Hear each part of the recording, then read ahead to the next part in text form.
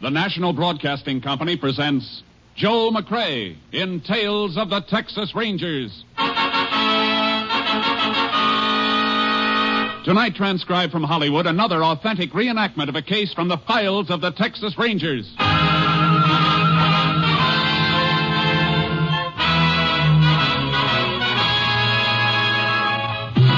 Tales of the Texas Rangers, starring Joel McCrea as Ranger Jace Pearson. Texas, more than 260,000 square miles, and 50 men who make up the most famous and oldest law enforcement body in North America.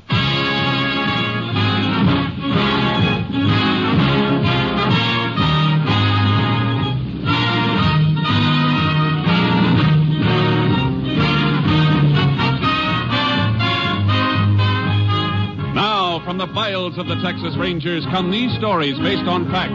Only names, dates, and places are fictitious for obvious reasons. The events themselves are a matter of record.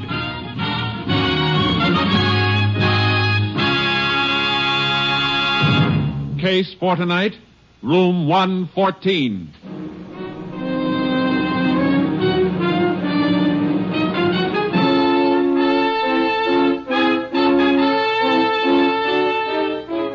It is 4:47 p.m., the afternoon of October 29th, 1927. Liz Ferris, a chambermaid at the Hotel Alamo in the town of Limpia, Texas, approaches Sam Bixby, the desk clerk. Mr. Bixby. Oh, Liz, thought you went home. Can't see if I'll ever get home till I get the rooms finished. And I still ain't been in room 114. 114? That's Mr. Boland's room. Oh, he went out a couple hours ago. Well, he left one of them do not disturb cards on his door just the same. His key ain't in the box there. I looked before while you were sorting out the mail. Well, he probably just forgot to leave his key. You got your pass key. You can get in. Well, how'd you know he didn't come back again without you seeing him? Suppose he's in there taking a bath. All right, Liz, all right. Come on. I'll come back with you. Give me the keys. Some folks don't care at all when I finish work, long as they can sleep the day away. Now, Liz, Mr. Boland's been here for 2 days, and this is the first time he's give you any trouble. Well, if it ain't him, it's somebody else. There's that do not disturb card on the door, like I said. Did you try knocking? That on the door? Of course I didn't. I got some consideration for other folks, even if they ain't got none for me. Besides, I run the vacuum cleaner in the hall hard enough to wake the dead. Well, he don't answer the knock.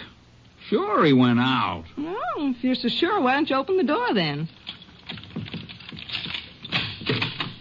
You in, Mr. Boland? Mr. Boland? He's out, all right. Go ahead, Liz. All right, I'll make the bed first, then get the vacuum. What's the matter? A man's leg sticking out from under the bed, and there's blood on the rug. Let me out of here. No, be quiet, Liz. Don't let the other guests hear you. I better call the sheriff right away.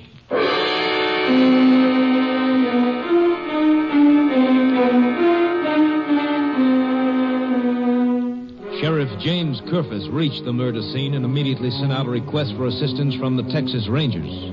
Ranger Jace Pearson was assigned to investigate.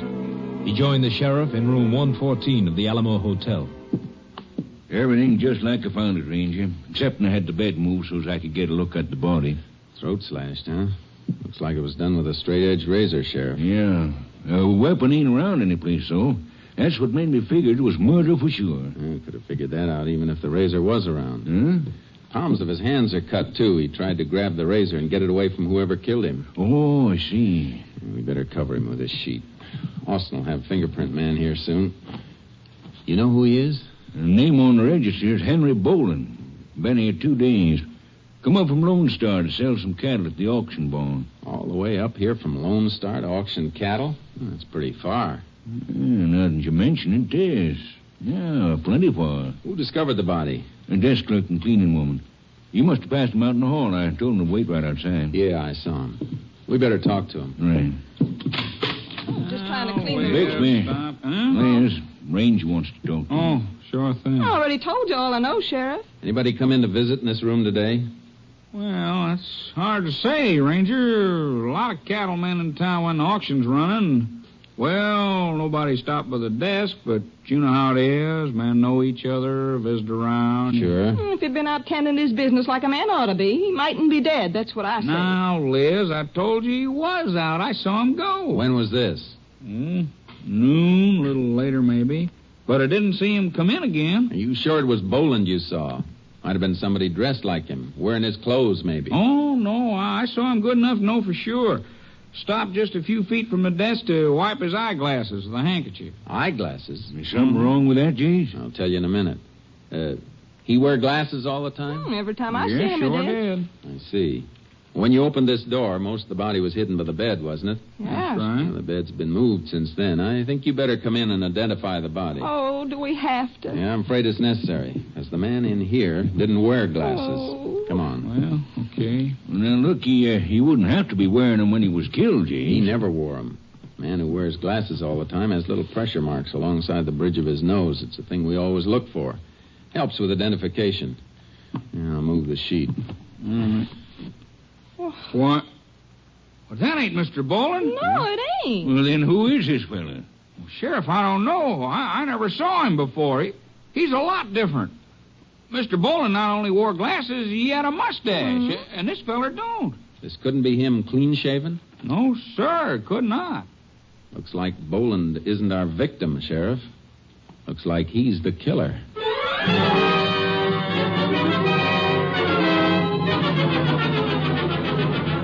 I made some photos of the dead man, got a quick developing job done, then headed for Lone Star, the town Boland had given us his address. On the way, I called my headquarters and asked to have Ranger Steve Clark meet me there. He was waiting at the county courthouse when I drove up. Howdy, Jace. Howdy, Steve. Been waiting long? No, just got here about half an hour ago. Say, what's up? Headquarters fill you in on the killing of the Alamo Hotel in Olympia? Yeah, they told me about it. Good. How far out's the Boland ranch? Well, it begins 9 miles southwest. What do we do, go out and grab Boland? If he's around, but it isn't likely. Not after checking out of that hotel and leaving a dead man in his room. Why'd you head this way, then? Well, nobody at Olympia had seen the dead man before. We got to find out who he is. If there was bad blood between him and Boland, somebody around here might know about it. That's a good thought. I'll load my horse in with yours, and we can go out to the ranch and wake him up.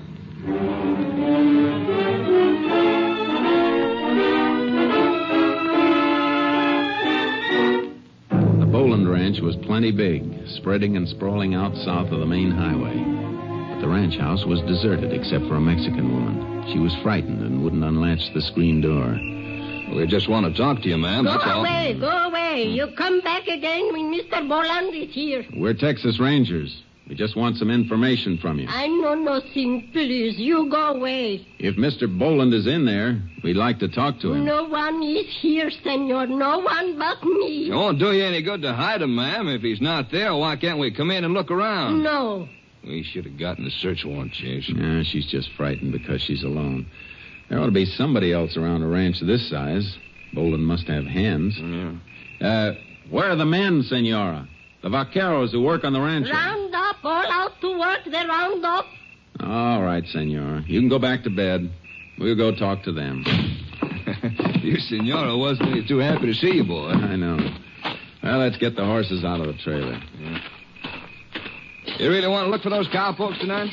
Yeah, because we got plenty of other things to do in the morning. Come on, Charcoal. All right, boy. Come on. What's on your mind for the morning? Find out where Boland banks. Watch his account so we can trace him if he cashes a check anyplace. Hey, it'll make it tougher for him to hide, all right. That's how I want to make it. Tough. Well, let's ride. Yeah. Get up, Charcoal. Get up. Get up. Ha,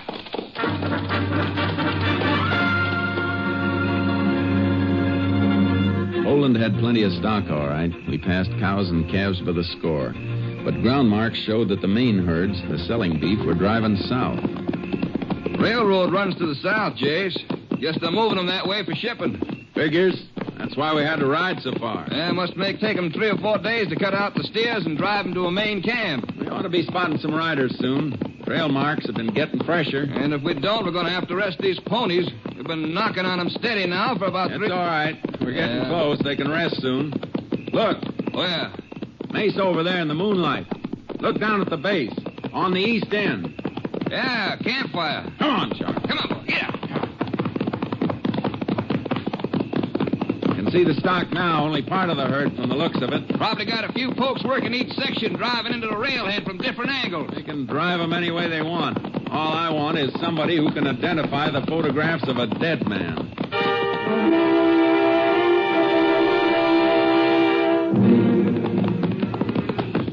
Campfire there, all right, Jace. Nobody around it. That's kind of funny, isn't it? Fire must have been made by cowpokes. They gotta be around. Horses couldn't move far if they were hobbled, but there ain't any horses in sight either. Nothing but part of the herd. Maybe they moved around the other side of the mesa.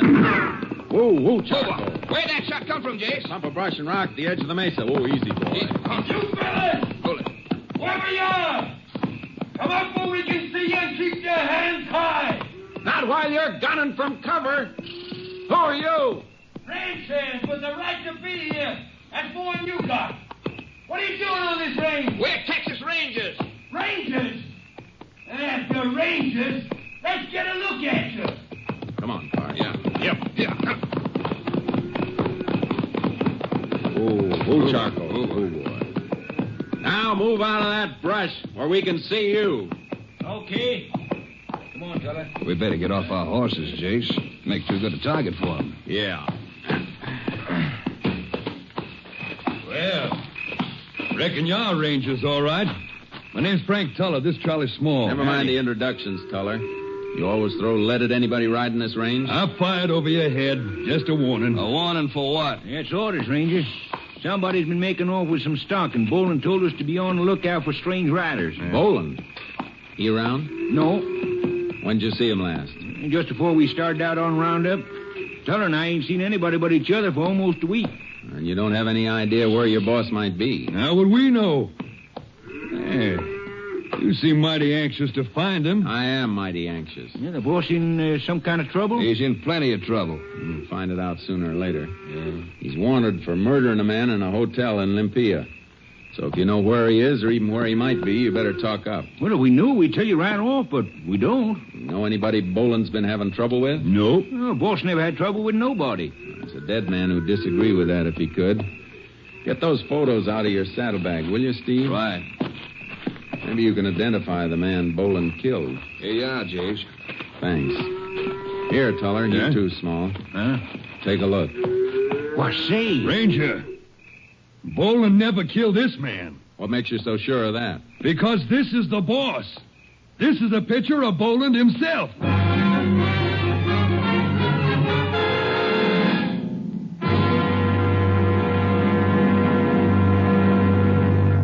You are listening to Tales of the Texas Rangers, starring Joel McCrea as Ranger Jace Pearson.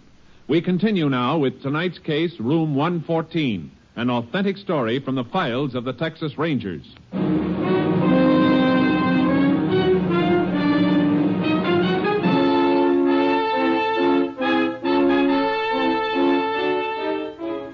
We had our killer cold, knew his name, his address, and he turned out to be the dead man, and the case fell apart. It didn't make sense. You're sure this is a photo of Boland? We ought to know. We've been working for him for a year, ever since he come down from Wyoming and bought this spread. The desk clerk at the hotel in Olympia said he'd never seen this man before. I can't have that. But Boland was registered at that hotel for 2 days. The clerk said he wore eyeglasses and a mustache. Then the man he saw wasn't Henry Boland. There's something fishy about this whole thing, Jace. I can't figure why anybody... Wait a minute, Steve. Huh? You fellas said Boland thought somebody was running his stock off? Yes, right. Is his brand registered? Well, sure it is. Box B brand. Thanks. If we want any more information, we'll be out to see you later. Come on, Steve. But, Jace, Come on. Get mounted. Get up. Charcoal. Get up. Come on. Hope you catch the man you after. Thanks. What's on your mind, Jace? What'd you ask about the missing cattle and the brand registration? Boland thought some of his cattle were missing. With the registered brand, stolen cattle are hard to get rid of. It wouldn't be so hard if a thief took them to an out-of-the-way auction barn like the one in Olympia and then pretended to be Boland when he sold them. Hey, Jace, that makes sense. Sure it does. That's why somebody registered at the Alamo under Boland's name. Then Boland must have found out about it, went up to Olympia for his showdown, and got himself killed. That's the picture. I'll buy it, Jace, but who killed him? That's something we're going to have to find out. But whoever it was somebody Boland knew, or he wouldn't have been able to follow him to that hotel room. And if the cattle were stolen from here by somebody Boland knew, and Boland hasn't been here very long, The thief might have been one of his own ranch hands. We'll play it that way, Steve. Let's stick around here and see if we can find a poke with a mustache and eyeglasses.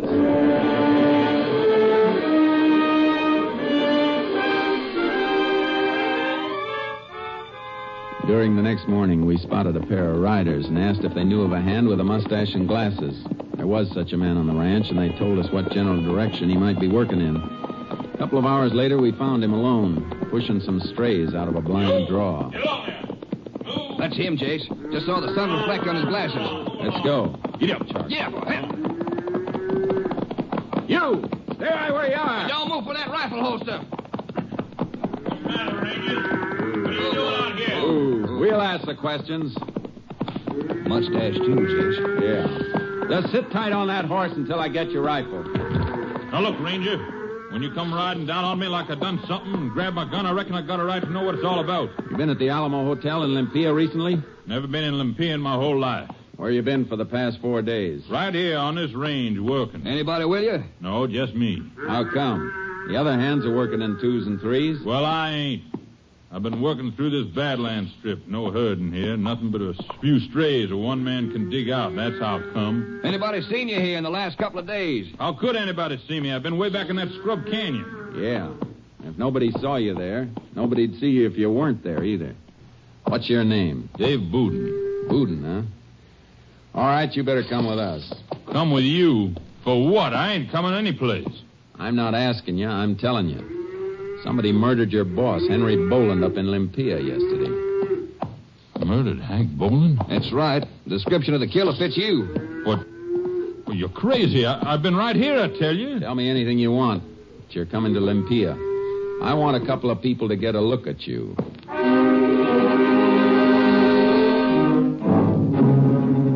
We got back to the car and drove Dave Bouden to the sheriff's office in Limpia to see if he could be identified. Ranger, I'm telling you, I ain't never been near this town. If you haven't been here, you got nothing to worry about. Did you send for the chambermaid and the desk clerk, Sheriff? Yeah, they'll be here right off. Thanks. As a matter of fact, there they come now, up the outside steps. See them through the window? Ranger, I'm telling you... You better not say anything just now, Bouden. Come in. Howdy. Howdy. Reckon you remember the ranger here? Ain't likely we'd forget him after seeing him only yesterday. Liz, Mr. Bixby, I want you to meet Mr. Bouden. Hot. Howdy. Howdy. Doesn't seem like you've ever met Mr. Bouden before. I thought maybe you had. No. Can't say I ever had the pleasure. Me neither. Although for a minute he did look like... Like who? Now listen, lady, you never... Quiet, Oh, Bouden. Lance, what's everybody getting excited about? I was just going to say he looked like Sarah Leamy's old beau, the one that run off when everybody expected they was going to get married. All right, Liz, all right. Thanks, Liz, Mr. Bixby. We just wanted to be sure that this man wasn't the one who was registered under the name of Henry Boland. Oh, I see. Oh, no, nothing like him. Except for the eyeglasses and the mustache. Yeah, I guess we might as well let these folks go back to the hotel, Jason. Yeah, looks like you were telling the truth, Bouden. I'm sorry. No harm done, Ranger. No way you could have known. Jace, I've been thinking. You suppose mustache and eyeglasses might have been a disguise to throw us off? That's a thought, Sheriff. It's been done before. Well, that ain't the way it was this time, Ranger. Why not, Bixby? Well, them glasses may have been fake, but not the mustache. Man you're after had a real mustache. I know, 'cause I seen him in the barber shop, and the barber trimmed it.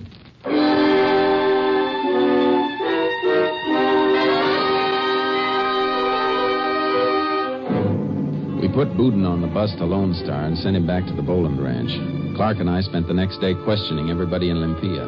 The crew at the auction barn, cattlemen, everybody. They couldn't add a thing to what we already knew. When we got back to the sheriff's office, there was more bad news. Had a call from your headquarters at Austin, Jace. They checked those prints the lab crew lifted from 114. Whoever left them had no record. Yeah, that does it. I still think it must have been somebody from Boland's ranch, somebody he knew. That's what we think, and that's the way it looks. But let's face it, Jace. Could have been a stranger stole the cattle. Boland found out about it, went in for a showdown like any hothead, and got himself killed. Killer could have come in from any direction and left in any direction. Yeah, that's right, Jace. No way you're telling... Come in. Howdy, Sheriff. Rangers. Yeah. Something we can do for you? Well, my name is Denning. I drive a line haul for Interstate Trucking. Route between New Orleans and El Paso. I think I got some information you might want. Leastwise, I thought so over at the Alamo Hotel. What kind of information? This? Key to room 114, the Alamo. Where'd you get this? Well, it was nightfall last. Night of the day Bolin was killed, Jace. Yeah. Go ahead. Yes, my relief man was driving. We made a coffee stop, place about 40 miles this side Lone Star. Pulled the truck in the side of the service station there. I was sleeping, didn't want no coffee, so I stayed in the cab and dozed while the relief man went inside. I got it. Go on. Well, cattle truck pulled in for gas. Well, empty. Empty cattle truck, huh? Headed which way? Southwest, toward Lone Star. You notice the license? Well, no, but there was a mark on the side, box with a B in the middle of it. Bolin's Box B brand, Jace. Must have been the truck used to haul the stolen cattle up here. Yeah, to haul the killer back to the ranch. What about the key? I was coming to that. Fell in the cattle truck. He paid for the gas. I didn't see him too good. I was just sort of slumped in my cab, half groggy, not exactly watching him, but seeing. I know what you mean. Well, when he fished the money out of his pocket, I saw him kind of look at something he dug out with it. Then he sort of looked around like he was looking for some place to throw it. Station man left him to go inside for change. Then the fellow walked right past my truck real quick. He didn't see me, of course, because the cab was dark, and I heard him throw something. Make kind of a clink. Then he went back to the cattle rig and drove off. Just what he threw away, this hotel key here? That's it.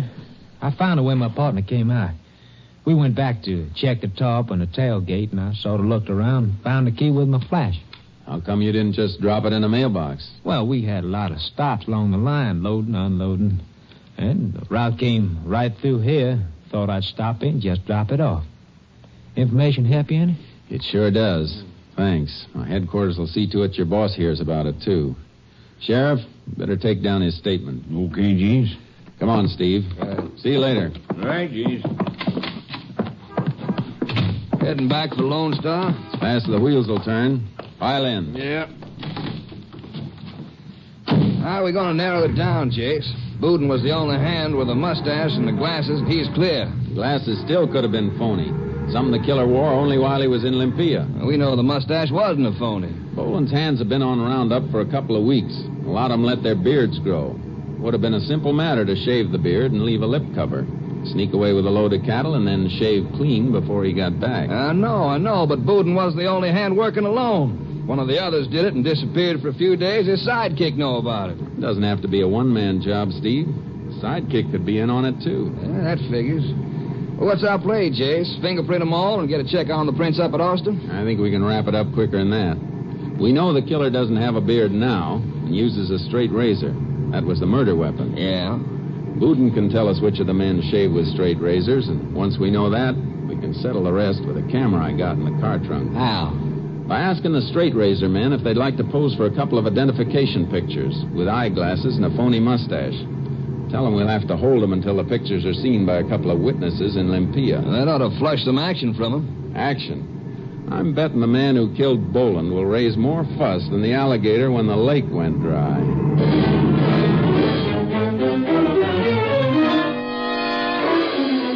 Got back to Lone Star just in time. The bank had taken over the management of Boland's ranch as executors, and the roundup was just about complete. Last the herd was being driven into the stock pens near the railroad siding when we reached the south end of the ranch. There's Boudin, Jace. Taking care of the horses over there by the corral. Yeah, come on. Hey, Boudin! Hey, Boudin! Yeah? I want to talk to you a minute. Oh, hello, Ranger. How you making out? I'll make out fine if you will help. Pretty sure it was somebody on the ranch who killed your boss. Well, how can I help you? Just tell me which of the pokes used straight razors for shaving. Well, let's see. Jones, and Tuller, and Happy. Tuller, huh? Say, Jace, isn't he the bright boy that fired on us first time we rode out on the range? He's the one, all right. He was clean shaven, too. The fella with him was named Small. You know where they are, Boudin? Well, it was over there a minute ago, driving the last... Oh, here they come now, Jace, around the end of the corral with their horses. Hey, you better drift away, Boudin. Sure thing. Well, howdy, Rangers. Back again? Yeah. I'd like to have another talk with you, Tuller. You too, Small. Sure, Ranger. What's it about? Make your way till you dismount. Right.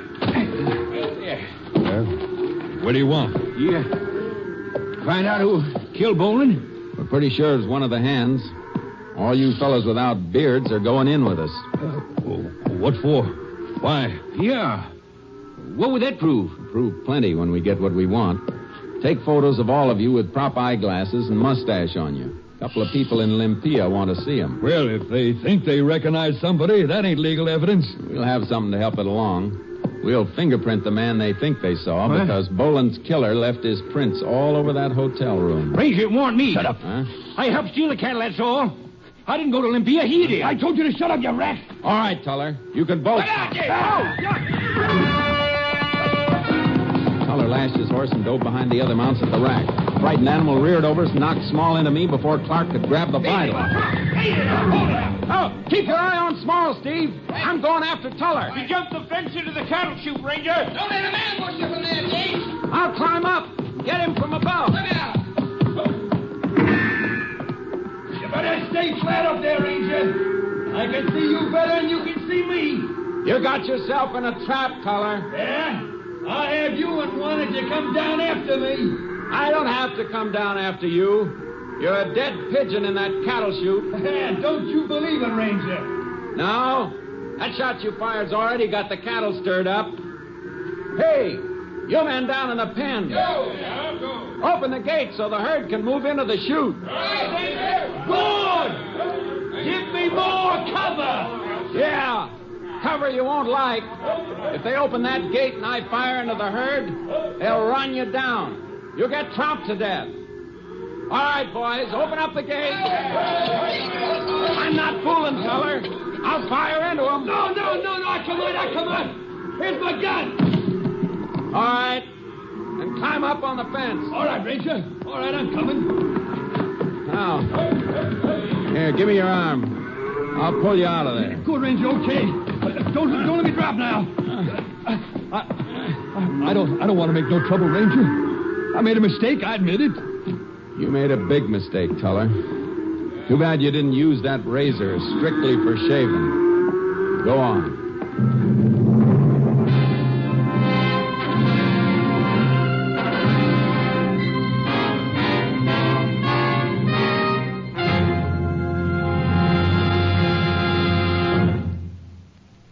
For his part in the crime, Charles Small received a sentence of 25 years. Frank Tuller was tried and convicted for the murder of rancher Henry Boland. Today, after 2 decades, he still serves his sentence. Life imprisonment.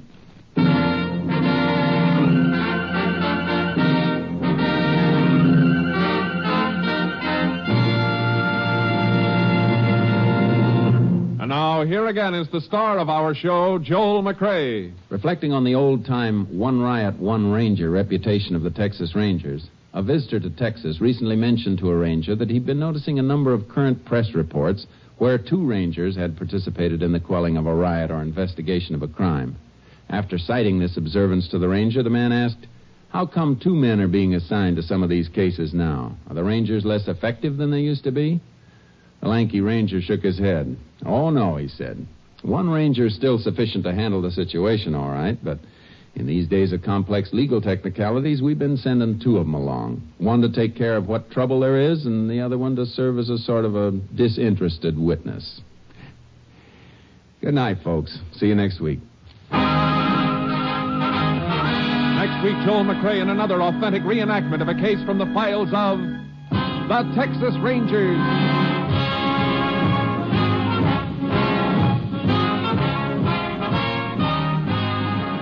Joel McCrea is currently seen starring in the MGM production Stars in My Crown. Tonight's cast included Tony Barrett, Ann Diamond, Herb Vigran, Peggy Weber, Tom McKee, Bill Johnstone, Herb Ellis, and Barney Phillips.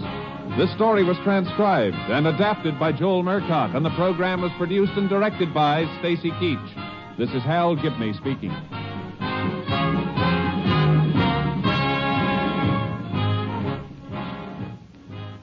Three chimes mean good times on NBC. Monday chimes mean the best in music on NBC. Tomorrow night, Gordon MacRae stars in the Railroad Hour presentation of the operetta The Firefly. The NBC Symphony presents a 1-hour concert featuring works by Vivaldi, Wagner, and Stravinsky.